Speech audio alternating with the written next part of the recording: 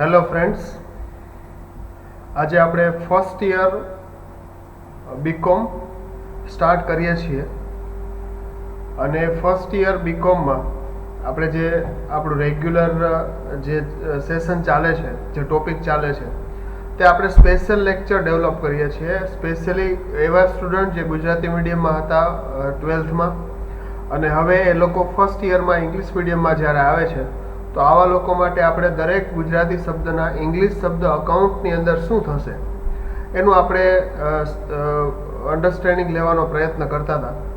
તો હવે આપણે અહીંયા આઈ થિંક ક્યાં સુધી પહોંચ્યા હતા? અચ્છા, આપણે 120 સુધી જોયા હતા. 120 વીજળી ખર્ચ. વીજળી ખર્ચ એટલે ઇલેક્ટ્રિકલ એક્સપેન્સ, ઇલેક્ટ્રિસિટી એક્સપેન્સ, ત્યાં સુધી આપણે જોયું હતું. અને હવે આપણે આગળ સમજવાનો પ્રયત્ન કરશું આગળથી. તો 131 નાણાકીય ખર્ચ. નાણાકીય ખર્ચ એટલે લીગલ એક્સપેન્સ, જેને આપણે નાણાકીય ખર્ચ પ્રોફિટ એન્ડ લોસ એકાઉન્ટમાં આપણે મૂકીશું. મજૂરી ખર્ચ. મજૂરી એટલે લેબર, જેને વેજીસ એક્સપેન્સ પણ કહેશું અને લેબર એક્સપેન્સ પણ કહેશું. તાર ટપાલ ખર્ચ. તાર ટપાલ ખર્ચનો મતલબ એવો થાય છે પોસ્ટેજ એન્ડ ટેલિગ્રામ એક્સપેન્સ. હવે આ શબ્દ આમ તો આપણે યુઝ કરીએ જ છીએ, પણ આપણે ખાલી સમજવાનો છે કે પોસ્ટેજ, તાર ટપાલ ખર્ચ જે છે તેને આપણે પોસ્ટેજ એન્ડ ટેલિગ્રામ હવેથી આપણે અકાઉન્ટમાં કહેશું. Audit fees. ઓડિટ ફીઝનો મતલબ થાય છે ઓડિટ ફીઝ.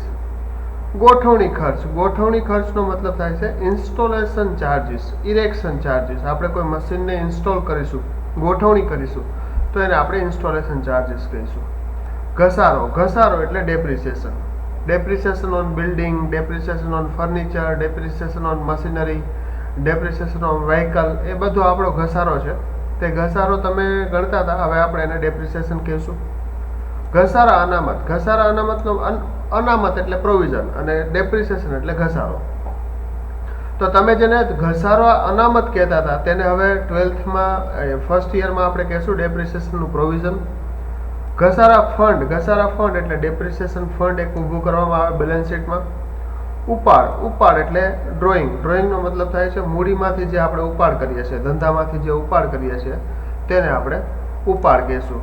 આગળ આપણે વાત કરીએ તો 140 ઉપર છે ઉપાડ પર વ્યાજ. ઉપાડ પર વ્યાજનો મતલબ થાય છે મૂડી પર વ્યાજ. મૂડી પર વ્યાજ એટલે interest on capital. Interest on capital. Capital એટલે મૂડી અને ઇન્ટરેસ્ટ એટલે વ્યાજ. ઇન્ટરેસ્ટ ઓન કેપિટલ એટલે મૂડી પર વ્યાજ. ખર્ચ. ખર્ચ એટલે એક્સપેન્સીસ. પ્રોફિટ એન્ડ લોસ એકાઉન્ટમાં ઉધાર બાજુ એટલે ડેબિટ બાજુ જે પણ આપણે મૂકીશું તે આપણા એક્સપેન્સીસ છે, જે આપણા ખર્ચાઓ છે. નહીં ચૂકવેલ ખર્ચ. નહીં ચૂકવેલ ખર્ચનો મતલબ થાય છે આઉટસ્ટેન્ડિંગ એક્સપેન્સીસ. આઉટસ્ટેન્ડિંગ એક્સપેન્સ એટલે કેવા એક્સપેન્સ? દાખલા તરીકે 31 માર્ચ એટલે 31 માર્ચે આપણે જ્યારે બેલેન્સ શીટ બનાવીએ છીએ ત્યારે અમુક ખર્ચા એવા હોય જે ચૂકવવાના બાકી હોય, પણ છે તો એ કરંટ યરના છે, એટલે આપણે એક આઉટસ્ટેન્ડિંગ એક્સપેન્સીસનું પ્રોવિઝન કરીએ છીએ અને એ પ્રોવિઝનથી આપણે ખર્ચો ડેબિટ કરીએ છીએ. એ ધ્યાનમાં રાખવાનું છે, જેને આપણે કહીશું નહીં ચૂકવેલા ખર્ચા, આઉટસ્ટેન્ડિંગ એક્સપેન્સીસ. અગાઉથી ચૂકવેલ ખર્ચ. અગાઉથી ચૂકવેલ ખર્ચનો મતલબ એવો થાય છે કે એવા ખર્ચા જે 1-2 વર્ષના આપણે જોડે પેડ કર્યા હોય.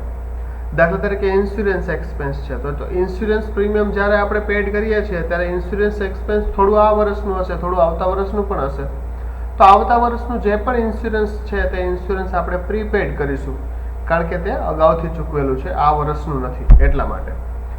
મળવાની બાકી આવક. મળવાની બાકી આવક એટલે આપણી ના મળેલી આવક, આઉટસ્ટેન્ડિંગ ઇન્કમ.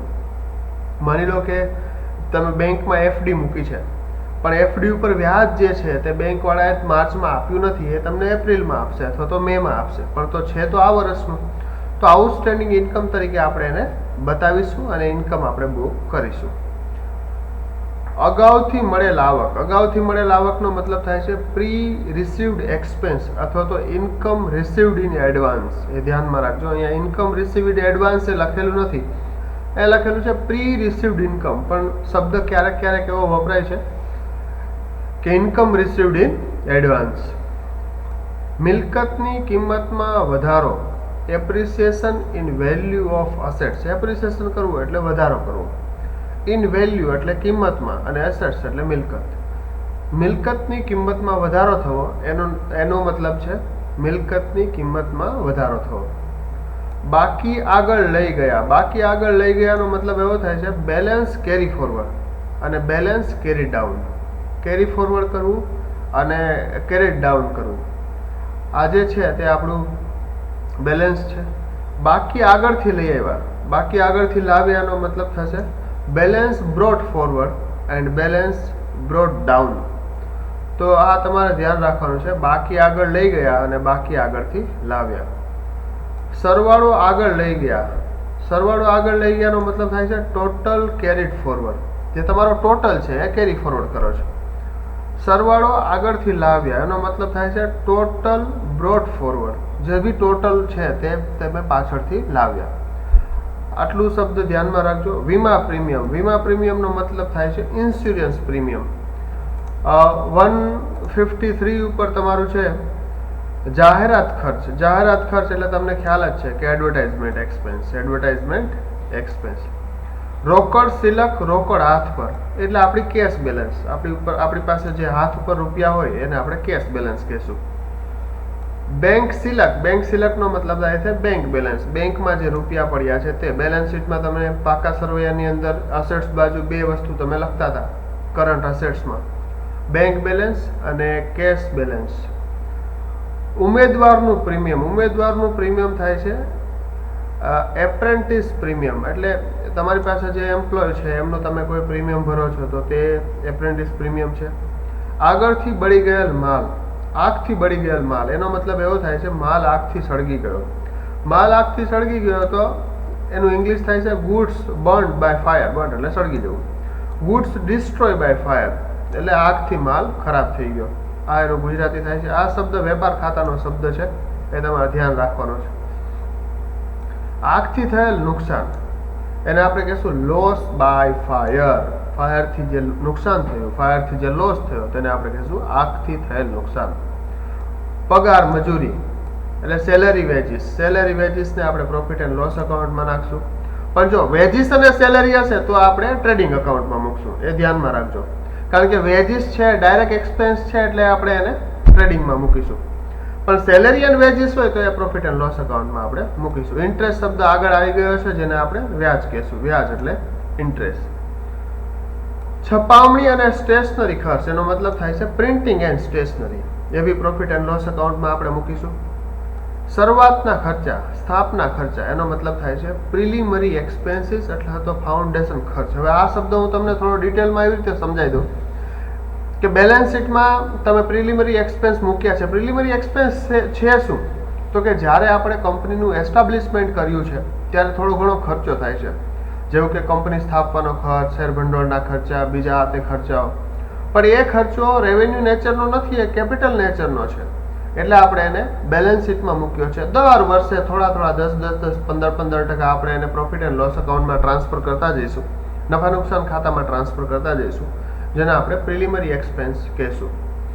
બાંહેધરી કમિશન. બાંહેધરી કમિશન એટલે અંડર રાઇટિંગ કમિશન. જ્યારે આપણે શેર્સ ઇસ્યુ કરીએ છીએ ત્યારે આ શબ્દ વપરાય છે. સેકન્ડ યરની અંદર તમને અંડર રાઇટિંગ કમિશન ભણવાનું આવશે. ભાડું, કર, વેરા અને વીમો, જેને આપણે કહીશું રેન્ટ, રેટ, ટેક્સીસ અને ઇન્સ્યોરન્સ. પ્રોવિડન્ટ ફંડ, ફાળો. પ્રોવિડન્ટ ફંડમાં ફાળો. પ્રોવિડન્ટ ફંડમાં એટલે કન્ટ્રીબ્યુશન. ફાળો કરવું એટલે કન્ટ્રીબ્યુટ કરવું. અને શેમાં કન્ટ્રીબ્યુટ કરીએ છીએ? પ્રોવિડન્ટ ફંડમાં. અચ્છા, પ્રોવિડન્ટ ફંડ બંને કન્ટ્રીબ્યુટ કરે.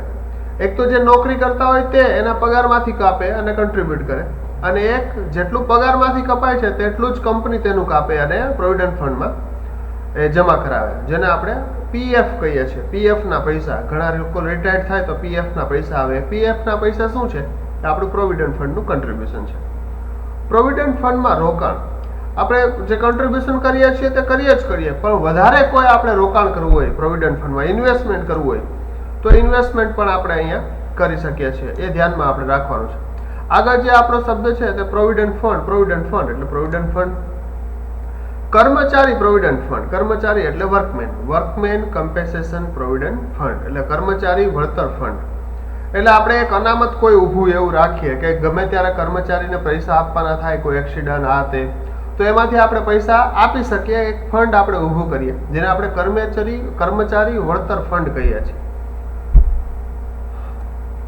આબકારી જગા તેનો મતલબ થાય છે એક્સાઇઝ ડ્યુટી. એક્સાઇઝ ડ્યુટી હવે નીકળી ગઈ છે, હવે જીએસટી આવી ગયું છે, એટલે ધ્યાનમાં રાખજો. આ ઇનડાયરેક્ટ ટેક્સ સેન્ટ્રલ ગવર્મેન્ટે હવે કાઢી નાખ્યો છે. દલાલી, દલાલીનો મતલબ થાય છે બ્રોકરેજ. સામાન્ય અનામત એટલે જનરલ રિઝર્વ, તમે બેલેન્સ શીટમાં લખતા હતા જવાબદારી બાજુ. સામાન્ય અનામત. કર્મચારીઓની ડિપોઝિટ, કર્મચારીઓની ડિપોઝિટનો મતલબ થાય છે એમ્પ્લોય ડિપોઝિટ. કોઈ એમ્પ્લોય નોકરી કરવા આવે અને એનો 2-3 મહિનાનો પગાર આપણે ડિપોઝિટ પેટે જમા રાખીએ, વહેલો નોકરી છોડીને જતો રહે નોટિસ પીરિયડ લીધા વગર, તો આપણે એના પૈસા કાપી લઈએ. એની ડિપોઝિટ આપણી પાસે પડીએ છીએ, એ કર્મચારીની ડિપોઝિટ છે, કંપનીની ડિપોઝિટ નથી, પણ છે બેલેન્સ શીટની આઈટમ, એટલે આપણે એને અસેટ્સ બાજુ મૂકીશું. જાહેરાત તરીકે ગયેલ માલ, જાહેરાત તરીકે એટલે આપણે ગુડ્સ ગિવન ફોર એડવર્ટાઇઝમેન્ટ. માલ આપ્યો, પણ કોને આપ્યો? તો કે આપણે કસ્ટમરને આપ્યો. કેવી રીતે આપ્યો? તો કે એડવર્ટાઇઝ કરવા માટે ફ્રીમાં આપ્યો.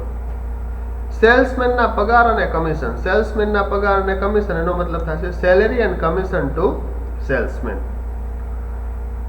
મફત નમૂના તરીકે વેચેલ માલ, મફત નમૂના તરીકે વેચેલ માલને કોઈ પણને તમે 2-3 સેમ્પલ આપીને આવો અને કહો કે ભાઈ સેમ્પલ વાપર, તને ગમે તો માલ લેજે, પણ આપણે એને 5, 7, 10 સેમ્પલ ફ્રીમાં આપ્યા. એ જે ફ્રીમાં આપ્યા છે તે goods distributed as a free sample, આપણે ફ્રી સેમ્પલ તરીકે ગુડ્સને ડિસ્ટ્રીબ્યુટ કર્યો. આવકવેરો, આવકવેરાનો મતલબ થાય છે ઇન્કમ ટેક્સ. ઇન્કમ ટેક્સ એટલે આવકવેરો. ઉપાડથી ગયેલ માલ, ઉપાડથી ગયેલ માલ એટલે ગુડ્સ વિડ્રોલ. માની લો કે ધંધાનો માલિક ઘરમાં જરૂર છે અને ધંધામાંથી 2 પેકેટ લઈ ગયો, 5 પેકેટ લઈ ગયો, તો એને કહેવાય ગુડ્સ વિડ્રોલ. એ વિડ્રોલને આપણે સેમ ટ્રીટ કરીશું અમાઉન્ટ વિડ્રોલ. એ ઉપાડ જેવી રીતે કરી ગયો એવી રીતે માલ લઈ ગયો, તો એ આપણું ગુડ્સ વિડ્રોલ છે. આડત પર મોકલેલ માલ, આડત પર એટલે ગુડ્સ સેન્ડ બાય કન્સાઇનમેન્ટ, એટલે કન્સાઇનમેન્ટ તરીકે આપણે માલ, કન્સાઇનમેન્ટનું આખું એક ચેપ્ટર આવશે તમારા અકાઉન્ટમાં, એ આપણે આગળ ભણીશું. વેચાણ વેરો, વેચાણ વેરોનો મતલબ એવો થાય છે કે સેલ ટેક્સ, સેલ ટેક્સ એટલે વેચાણ વેરો, પણ સેલ ટેક્સ બી અત્યારે નીકળી ગયો છે, હવે જીએસટી તમારો ઇન્ટ્રોડ્યુસ થઈ ગયો છે. વ્યવસાય વેરો એટલે પ્રોફેશનલ ટેક્સ, પ્રોફેશનલ ટેક્સ એટલે કોર્પોરેશનમાં આપણે જે ટેક્સ આપીએ છીએ, એમ્પ્લોયના પગારમાંથી જે કાપીને આપીએ છીએ, તે આપણો પ્રોફેશનલ ટેક્સ છે, તે આપણે ધ્યાનમાં રાખીશું. વીમા કંપનીનો મતલબ થાય છે ઇન્સ્યોરન્સ કંપની, અહીંયા લખેલું છે વીમા કંપની એટલે ઇન્સ્યોરન્સ કંપની. વાર્ષિક હિસાબ, વાર્ષિક હિસાબ એટલે એન્યુઅલ અકાઉન્ટ. તમારા ફર્સ્ટ યરની અંદર 2 પાર્ટીઓના એન્યુઅલ અકાઉન્ટ ભણવાના આવશે, એક પ્રોપ્રાઇટરશિપના વાર્ષિક હિસાબો અને એક ભાગીદારી પેઢીના વાર્ષિક હિસાબો, એ બંને હિસાબો તમારે ભણવાના આવશે. તો વાર્ષિક હિસાબનો મતલબ થાય છે એન્યુઅલ અકાઉન્ટ. આખર નોંધ, આખરનો મતલબ એવો થાય છે કે આખર એટલે છેલ્લી, ક્લોઝિંગ એન્ટ્રી. 31 માર્ચે જ્યારે આપણે ક્લોઝિંગ એન્ટ્રી કરીશું તેને આપણે આખર નોંધ કહેશું. વિસરચૂક ભૂલ, વિસરચૂક ભૂલનો મતલબ થાય છે એરર ઓફ કમિશન. કોઈ પણ એરર થઈ હોય, મતલબ એ એરરને આપણે વિસરચૂક ભૂલ કહીએ છીએ. આપણે કીધે જાણતા અજાણતા, જાણતા નહીં પણ ઓનલી અજાણતાથી હોય એવીને આપણે વિસરચૂક કહીશું. સિદ્ધાંતની ભૂલ, સિદ્ધાંતની ભૂલ એટલે એરર ઓફ પ્રિન્સિપલ, એટલે કોઈના અકાઉન્ટમાં ડેબિટ કરવાનું હોય, આપણે બીજા કોઈના અકાઉન્ટમાં ડેબિટ કરી દીધું. પ્રોફિટ એન્ડ લોસ અકાઉન્ટની આઈટમ હોય તો બેલેન્સ શીટમાં કરી દીધી, એ આખું તમે એને એરર કહેશો. ભરપાઈ ચૂક ભૂલ, ભરપાઈ ચૂક ભૂલ એટલે કમ્પેન્સેટિંગ એરર, જેની આપણે ભરપાઈ કરી શકીએ, ચેન્જ કરી શકીએ. ખોટું લખવાની ભૂલ, તમારે લખવાના હતા 1000 રૂપિયા, લખ્યા તમે 10,000, એક 0 વધારી દીધો, એને એરર ઓફ કમિશન કહેશું. ચાલુ ખાતું, ચાલુ ખાતું એટલે કરંટ અસેટ્સ. તમે બેલેન્સ શીટમાં બી કરંટ અકાઉન્ટ આવશે, કરંટ અસેટ્સ આવશે. અને ચાલુ ખાતું એટલે પાર્ટનરનું પણ ચાલુ ખાતાઓ તમારે બનાવવાના આવશે. ચાલુ ખાતું એટલે કરંટ અકાઉન્ટ. બચત ખાતું એટલે સેવિંગ અકાઉન્ટ, આપણે બેંકમાં બચત ખાતું બનાવીએ અને આપણે સેવિંગ અકાઉન્ટ કહેશું. પેદાશ એટલે પ્રોડક્ટ એટલે આપણી જે ફાઇનલ પ્રોડક્ટ હોય તે જે માર્કેટમાં આપણે વેચીએ છીએ. આડત પર મોકલેલ માલ, આડત પર મોકલનાર, આડત પર મોકલનાર એટલે કન્સાઇનર અને કન્સાઇની. હવે કન્સાઇનર અને કન્સાઇની જ્યારે આપણે કન્સાઇનમેન્ટ ચેપ્ટર ભણીશું ત્યારે હું તમને ડિટેલમાં સમજાવીશ કે કન્સાઇનર કોણ કહેવાય અને કન્સાઇની કોણ કહેવાય, કારણ કે બધું જ અહીંયા આપણે સમજી નહીં શકીએ, હમણાં આપણે ગુજરાતી ખાલી કરીએ છીએ. તો કન્સાઇનર એટલે આડત પર માલ આપણે મોકલીએ છીએ તે, અને કન્સાઇની એટલે જે તમારી પાસેથી માલ લે છે અને વેચે છે તે. સંયુક્ત સાહસ, સંયુક્ત એટલે જોઈન્ટ, સાહસ એટલે વેન્ચર, જોઈન્ટ વેન્ચર આપણે જેને કહીએ છીએ. સહસાહસિક એટલે કો વેન્ચર, અને ભાગીદાર એટલે પાર્ટનર. તો 195 સુધી ભાગીદાર એટલે પાર્ટનર, ત્યાં સુધી આપણે જોયું. આગળ 196 શું કહે છે? એકાંકી માલિકની પેઢી. એટલે એકાંકી એટલે એકલો, એટલે સોલ પ્રોપ્રાઇટરશિપ, જેના હિસાબો આપણે ભણવાના આવશે. એક્ઝામમાં તમારે 15 માર્ક્સનો સમ પણ આવશે સોલ પ્રોપ્રાઇટરશિપનો. ભાગીદારી પેઢીનો મતલબ આવે છે પાર્ટનરશિપ ફર્મ, જેના પણ એન્યુઅલ હિસાબો, વાર્ષિક હિસાબો તમારે તૈયાર કરવાના આવશે. સામાન્ય એટલે નોર્મલ અને અસામાન્ય એટલે એબનોર્મલ. આ બંને શબ્દો હવે તમારે શીખવા પડશે. નોર્મલ ખર્ચાઓ અને એબનોર્મલ ખર્ચાઓ, નોર્મલ ઇન્કમ અને એબનોર્મલ ઇન્કમ. મુસાફરી ખર્ચ અને ભથ્થા, એનો મતલબ થાય છે ટ્રાવેલિંગ એક્સપેન્સ એન્ડ એલાઉન્સીસ. શોરૂમનો ખર્ચનો મતલબ થાય છે શોરૂમ એક્સપેન્સીસ. પેકિંગ ખર્ચનો મતલબ થાય છે પેકિંગ એક્સપેન્સ. આ બધા સેલ્સ રિલેટેડ ખર્ચાઓ છે. દાન, ધર્માદા, સખાવત, ડોનેશન અથવા ચેરિટી તમે જેને કહો છો તે. બક્ષિસ એટલે ગિફ્ટ. તો આટલા શબ્દો આપણે જોયા અને આટલા શબ્દોમાં આગળ આપણે જે સમજવાનું હતું તે કેવી રીતે અકાઉન્ટ્સમાં ગુજરાતીનું ઇંગ્લિશ કરીને જે લખાય છે તે આપણે અહીંયા સમજવાનો પ્રયત્ન કર્યો છે. હવે તમે ઉધાર જમાના નિયમો ભણતા હતા 12મા ધોરણની અંદર, કે એક માલ મિલકતનું ખાતું હતું, એક ઉપજ ખર્ચ ખાતું હતું અને એક વ્યક્તિનું ખાતું હતું. આવા 3 પ્રકારના ખાતા તમારી પાસે હતા. એમાં માલ મિલકતનું જો ખાતું હોય તો આવે તે ઉધાર અને જાય તે જમા, એ સિદ્ધાંત તમે વાપરતા હતા. ઉપજ ખર્ચ ખાતું હોય એનો મતલબ ખર્ચ અથવા નુકસાન, એનું ખાતું હોય તો એનો મતલબ શું થયો? તો કે ખર્ચાઓ ઉધાર કરશો અને નુકસાન જે પણ થાય તે ક્રેડિટ કરશો. તો ખર્ચ, નુકસાન ઉધાર કરશો અને ઉપજ, આવક, ફાયદાઓ જે પણ હોય તે જમા કરશો. વ્યક્તિના ખાતામાં શું કરતા હતા? તો કે લેનારને ઉધાર કરો અને આપનારને જમા કરો. આ ઉધાર જમાના નિયમો છે, જેને આપણે કહીશું rules of debit and credit. તો ઉધાર જમાના નિયમો તમારે ખાસ શીખવા પડશે, કારણ કે અકાઉન્ટનો આ બેઝ છે.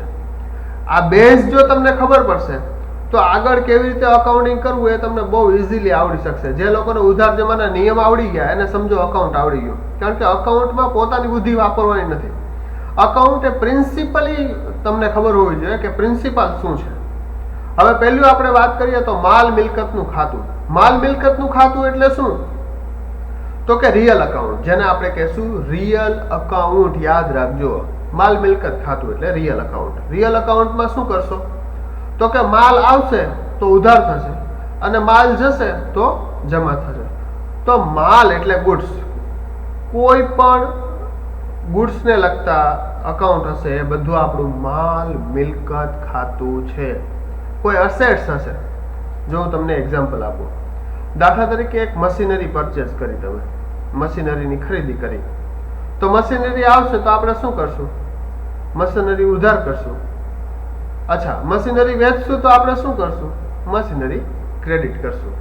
તો માલ અથવા તો મિલકત, સમજો હું શું બોલું છું. માલ અથવા તો મિલકત.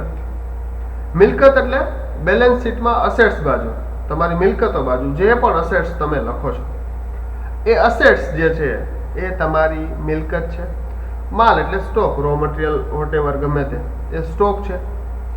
તો માલ મિલકતમાં આવશે તે ઉધાર કરીશું અને જશે તે જમા કરીશું. માલ મિલકત ખાતું એટલે રિયલ અકાઉન્ટ, જે નો રૂલ્સ છે ઇંગ્લિશમાં યાદ રાખજો. Debit comes in, debit what comes in and credit what goes out. આ ધ્યાનમાં રાખજો ખાસ, ના સમજાય તો હજુ હું એકવાર બોલું છું. માલ મિલકતનું ખાતું એટલે રિયલ અકાઉન્ટ, અને રિયલ અકાઉન્ટનો નિયમ છે debit what comes in and credit what goes out. તો 3 પ્રકારના અકાઉન્ટ છે: માલ મિલકત ખાતું, ઉપજ ખર્ચ ખાતું અને વ્યક્તિઓનું ખાતું, વ્યક્તિ ખાતું. બીજું ખાતું તમારું છે ઉપજ ખર્ચ ખાતું. ઉપજ ખર્ચ ખાતું એટલે ખર્ચા અને આવક, જેને તમે કહેશો એક્સપેન્સીસ અને ઇન્કમ. તો જે પણ એક્સપેન્સીસ થશે તે બધા તમે ડેબિટ કરશો અને જે બી ઇન્કમ થશે તે તમે ક્રેડિટ કરશો, જેને તમે કહેશો નોમિનલ અકાઉન્ટ. નોમિનલ અકાઉન્ટનો મતલબ શું થાય છે? ઉપજ ખર્ચ ખાતું. તેનો રૂલ શું બનશે ઇંગ્લિશમાં? ડેબિટ એક્સપેન્સીસ એન્ડ લોસીસ, કોઈ પણ એક્સપેન્સીસ હોય અને લોસીસ હોય તેને ડેબિટ કરશો. તો ક્રેડિટ શું કરશો? તો ઇન્કમ અને ગેઇન, કોઈ પણ ઇન્કમ હોય અને ગેઇન હોય તો એ આપણે ક્રેડિટ કરીશું. તો ઉપજ ખર્ચ ખાતું એટલે નોમિનલ એકાઉન્ટ. નોમિનલ એકાઉન્ટનો ઇંગ્લિશમાં જે પ્રિન્સિપાલ છે તે debit expense and losses, credit income A gain. તો આ પ્રકારે બે છે. ત્રીજું છે આપણી પાસે વ્યક્તિનું ખાતું. વ્યક્તિનું ખાતુંનો મતલબ એવો થાય છે કે પર્સનલ અકાઉન્ટ. પર્સનલ અકાઉન્ટ એટલે વ્યક્તિઓનું ખાતું. લેનારને ઉધારો એટલે જે બી લેનાર છે તેને ઉધારો અને આપનારને જમા કરો, એનો મતલબ થાય છે ડેબિટ ધ રિસીવર અને ક્રેડિટ ધ ગીવર. તો આ ખાસ ધ્યાન રાખજો, ડેબિટ ધ રિસીવર અને credit the giver.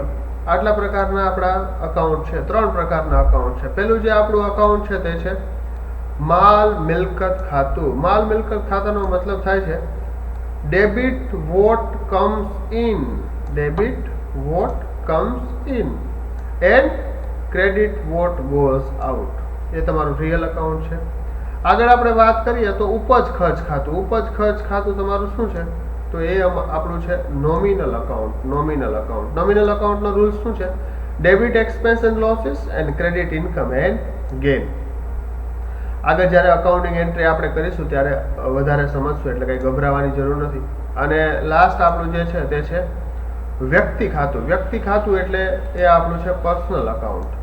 Debit the receiver અને ક્રેડિટ ધ ગીવર. તો હવે ગુજરાતીમાં તમારે ભૂલી જવાનું છે. ટોટલ તમારી પાસે 3 ખાતા છે. First real account, second nominal account અને થર્ડ તમારું છે પર્સનલ અકાઉન્ટ. ત્રણેયનો રૂલ્સ શું છે? તો નોમિનલ અકાઉન્ટનો રૂલ્સ છે ડેબિટ વોટ કમ્સ ઇન, આવે તે ઉધાર, અને ક્રેડિટ વોટ ગોઝ આઉટ, જાય તે જમા. માલ મિલકત ખાતું એટલે રિયલ અકાઉન્ટ. આનો રૂલ્સ શું છે? Debit what comes in and credit what goes out. થોડી વાર બોલી લેજો, પ્રેક્ટિસ કરી લેજો એટલે તમને ખબર પડી જશે. રિયલ અકાઉન્ટ માલ મિલકત ખાતું, એનો પ્રિન્સિપલ છે debit what comes in and credit what goes out. બીજું અકાઉન્ટ તમારું જે છે તે નોમિનલ અકાઉન્ટ છે. નોમિનલ અકાઉન્ટ એટલે ઉપજ ખર્ચ ખાતું. ઉપજ અને ખર્ચ બે શબ્દો છે, એટલે ખર્ચા અને આવક બે શબ્દો છે, અને લોસ અને નફો આ બે શબ્દો છે. તો જે બી ખર્ચા છે અને લોસ છે આને આપણે ડેબિટ કરીશું, એટલે ઉધાર કરીશું. અને જે બી આપણી ઇન્કમ છે અને ગેઇન છે તેને આપણે ક્રેડિટ કરીશું. તો એનો પ્રિન્સિપલ શું બનશે? Debit expense and losses and credit income and gain. આ આપણું બીજું અકાઉન્ટ છે, નોમિનલ અકાઉન્ટ. નોમિનલ અકાઉન્ટનો મતલબ થાય છે ઉપજ ખર્ચ ખાતું, અને પર્સનલ અકાઉન્ટનો મતલબ થાય છે વ્યક્તિઓનું ખાતું. Debit the receiver, credit the giver. જે બી રિસીવ કરશે તેને આપણે ડેબિટ કરીશું, અને જે બી ક્રેડિટ કરશે તેને આપણે જેને આપણે આપશું આપનાર ખાતે જમા કરીશું. તો 3 અકાઉન્ટ છે: રિયલ અકાઉન્ટ માલ મિલકત ખાતું, નોમિનલ અકાઉન્ટ ઉપજ ખર્ચ ખાતું, પર્સનલ અકાઉન્ટ એટલે વ્યક્તિનું ખાતું. આ ત્રણેયના સિદ્ધાંત છે. રિયલ અકાઉન્ટનો સિદ્ધાંત શું છે? Debit what comes in and credit what goes out. Nominal અકાઉન્ટનો સિદ્ધાંત શું છે? Debit expense and losses, credit income and gain. Personal અકાઉન્ટનો સિદ્ધાંત શું છે? Debit the receiver and credit the giver.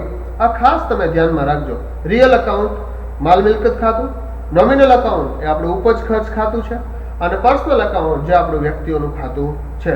આના ઉપર આખું અકાઉન્ટ ઊભું છે, અને આ અકાઉન્ટનો બેઝ છે. તમને ડેબિટ ક્રેડિટનો નિયમ ખબર હશે, રૂલ્સ ઓફ ડેબિટ ક્રેડિટ તમે જો જાણતા હશો તો તમને બધું જ આવડશે. કોઈ વસ્તુ કંઈ ગભરાવાની જરૂર નથી, કારણ કે કોઈ વસ્તુ એવી નથી કે તમને ઇંગ્લિશમાં ના આવડે.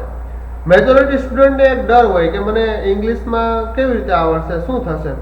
પણ ગુજરાતીનું ઇંગ્લિશ કરીને જ્યારે આપણે સમજશું તો કોઈ વસ્તુ એવી નથી કે જે આપણને ડિફિકલ્ટી ઊભી કરે. તો આ 3 અકાઉન્ટ છે, એ અકાઉન્ટ તમે જોઈ લેજો. 204 એવા શબ્દો છે, જે શબ્દો આપણે ગુજરાતીનું ઇંગ્લિશ કરીને આપણે સમજ્યા, અને રૂલ્સ ઓફ ડેબિટ ક્રેડિટ પણ તમે જોઈ લીધું. નોર્મલી તમારું જે ફંડામેન્ટલ અકાઉન્ટ છે એ 12મા ધોરણના જે અકાઉન્ટ તમે ભણ્યા છો એનું બેઝ છે, એનું જ રિવિઝન છે. ઇંગ્લિશમાં એનું ટ્રાન્સલેશન છે, અને રૂલ્સ બધું એ જ છે. તમે જે ભણ્યા છો એ જ અહીંયા ભણવાનું છે. ઇંગ્લિશમાં ભણવાનું છે એ તમારા માટે નવું છે. તો એ રેગ્યુલર આપણે ગુજરાતીનું ઇંગ્લિશ કરીને સમજતા જઈશું અને આગળ જતા રહીશું. બધા સ્ટુડન્ટને મારી રિક્વેસ્ટ છે કે તે બધા ઘરે એક નોટબુક બનાવે અને બુક્સમાં આ બધું લખી લે, તો એક વખત ઇંગ્લિશ લખવાની પ્રેક્ટિસ પણ થશે અને સાથે સાથે હું જે બોલું છું તેનું પણ અભ્યાસ કરે, કારણ કે બોલવું પણ જરૂરી છે. કારણ કે આવે તે ઉધાર જાય તે જમા, એવું તમે 12મા ધોરણની અંદર ઘણી વખત બોલ્યા હશો. પણ હવે ફર્સ્ટ યરની અંદર તમારે debit what comes in and credit what goes out, એ તમારે શીખવું પડશે બોલતા પણ. એટલે હવે તમે જ્યારે પણ ઉધાર જમાના નિયમો કરો ત્યારે 2-4 વાર આવું બોલી પણ લેવાનું, તો ઇંગ્લિશમાં બોલવાની પણ આપણને પ્રેક્ટિસ થાય. મારા તરફથી હું એવો પ્રયત્ન કરીશ કે આખા ફર્સ્ટ યરની અંદર હું સરળ રીતે ગુજરાતીમાં તમને ભણાવું, પણ સેકન્ડ યરથી અંદર થોડી મારી લેંગ્વેજ ચેન્જ થઈ જશે. સેકન્ડ યરના લેક્ચર પણ તમે જોયા હશે, થોડી મારી લેંગ્વેજ ચેન્જ થઈ જશે. એટલે સેકન્ડ સેમેસ્ટરમાં પણ આપણે થોડું ઇંગ્લિશ ઉપર ભાર મૂકશું, લેંગ્વેજમાં પણ. આ બેઝિક છે, સ્ટાર્ટઅપ છે, એટલે શુદ્ધ ગુજરાતીમાં આપણે વાત કરીએ છીએ. તો આ ડેબિટ રૂલ્સ જે છે, રૂલ્સ ઓફ ડેબિટ ક્રેડિટ, એ તમે જોજો, લખજો, વાંચજો. કંઈ હોય તો મને મેસેજ કરજો, વોટ્સએપ કરજો. અને એવા સ્ટુડન્ટ જે લોકોને એડમિશન લેવાના છે, એવા સ્ટુડન્ટ ક્લાસ પરથી મટીરિયલ કલેક્ટ કરી લે રજિસ્ટ્રેશન કરીને. અને કારણ કે સીટ લિમિટેડ છે, મારી પાસે ફર્સ્ટ યરની અંદર ઓનલી 80 સીટ જ છે, એનાથી વધારે હું એડમિશન નથી આપતો. તો કોઈ સ્ટુડન્ટને યદી એડમિશન કન્ફર્મ કરવાનું હોય તો મને કોલ કરે અને મટીરિયલ ક્લાસ પરથી કલેક્ટ કરી લે અને રજિસ્ટ્રેશન કરાવી લે. પછી પાછળથી મારી પાસે જગ્યા નહીં બચે તો એ નહીં મળે એમને એડમિશન, એટલે એ ધ્યાનમાં રાખે. અને આજ માટે આટલું રાખીએ છીએ. હવે એવો પ્લાનિંગ કર્યો છે કે નેક્સ્ટ લેક્ચર છે તે ઝૂમ ઉપર આપણે ડાયરેક્ટલી લાઈવ મળીશું, એટલે કોઈને કંઈ ક્વેશ્ચન હોય તો એ પણ સોર્ટ આઉટ થઈ જાય. હું પ્લાન કરું છું કે ઝૂમ પર ક્યારે લાઈવ થવું, હું તમને બધાને ગ્રુપમાં મેસેજ કરી દઈશ. એ પ્રમાણે આપણે આગળ જઈશું. આજ માટે આટલું રાખીએ. Okay, bye bye.